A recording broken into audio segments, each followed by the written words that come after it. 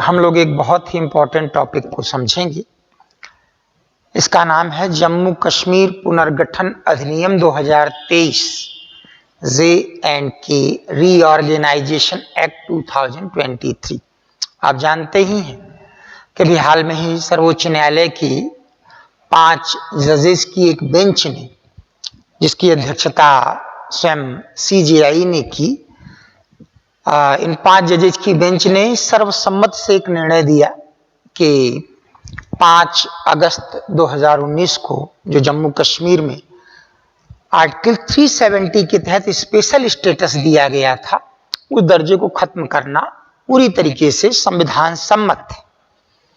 लेकिन एक आदेश और दिया। इस बेंच ने 30 सितंबर 2024 तक जम्मू कश्मीर का राज्य का दर्जा बहाल करके वहां की विधानसभा के लिए चुनाव करा दिए जाए। संसद ने जम्मू कश्मीर की विधानसभा की क्या रूपरेखा होगी, उसके लिए एक एक्ट जो है, एक अधिनियम पारित किया है और इसकी मोटी मोटी रूपरेखा आपके दिमाग में होनी चाहिए। तो वो मोटी मोटी रूपरेखा आप जरा ध्यान देंगे, कुछ ऐसे रहनी चाहिए कि जम्मू और कश्मीर अब इस रूप में रहेंगे। लद्दाख एक यूनियन टेरिटरी, केंद्र शासित प्रदेश, जहां कोई विधानसभा नहीं होगी, लेकिन यहां एक लेफ्टिनेंट गवर्नर केंद्र सरकार द्वारा नियुक्त किए जाएंगे। ये जम्मू कश्मीर का क्षेत्र है। यहां एक विधानसभा गठित की जाएगी और यहां भी एक लेफ्टिनेंट गवर्नर वर्तमान में है। विधानसभा के गठन के बाद जब ये राज्य का दर्जा प्राप्त कर लेगा और जो 30 सितंबर 24 तक एक cut off line supreme court ने दी है, तब यहां फिर राज्यपाल की भी नियुक्ति की जाएगी। अभी फिलहाल जो विधानसभा यहां गठित होनी है, उसके विषय में संसद ने जो बिल पारित किया है, राष्ट्रपति के हस्ताक्षर के बाद जो एक्ट के रूप में इंप्लीमेंट हो जाएगा, उसकी रूपरेखा कुछ ये है कि कुल जो है 90 सीट यहां ऐसी होंगी जिनके लिए चुनाव होंगे। 43 जम्मू रीजन के लिए और 47 J&K में से कश्मीर रीजन के लिए। 43 जम्मू क्षेत्र के लिए, 47 कश्मीर क्षेत्र के लिए।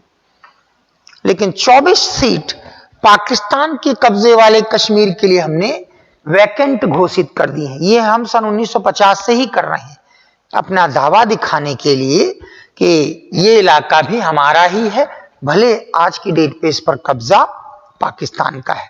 पाकिस्तान इसको आजाद कश्मीर, हम इसको POK पाक ऑक्यूपाइड कश्मीर कहते हैं।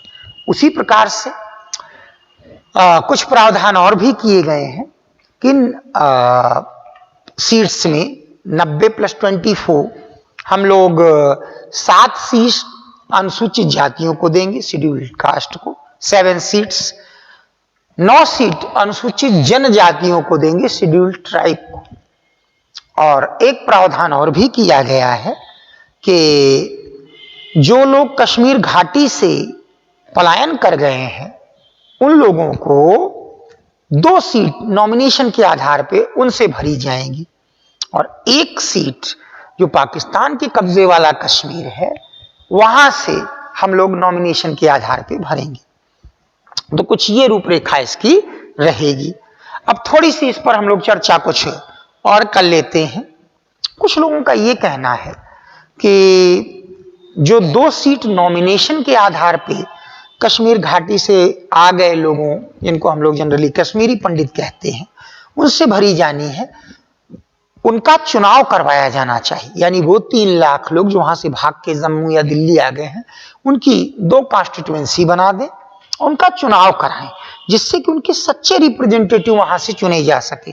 नॉमिनेशन के आधार पे अगर सरकार नॉमिनेट करेगी तो निश्चित तौर पर सरकार की हाँ में हाँ मिलाएंगे, तो फिर वो कश्मीर से भागे लोगों का दर्द व्यक्त नहीं कर पाएंगे। तो ये सुझाव विचारणीय हो सकता है। एक अच्छी चीज ये रही है कि अनुसूचित जनजाति के लिए भी 9 सीट रिजर्व की गई। आप अच्छी तरीके से जानते हैं कि गुर्जर, बकरवाल, ऐसे तमाम वहां जनजातियां हैं जिनका हमेशा से भारत के प्रति रुझान रहा है। यद्यपि वो इस्लाम को मानने वाली जनजातियां हैं, लेकिन भारत के प्रति उनकी निष्ठा में कभी कोई कमी नहीं आई है। यही एक चीज हमें कश्मीरियत की एक झलक दिखाती है।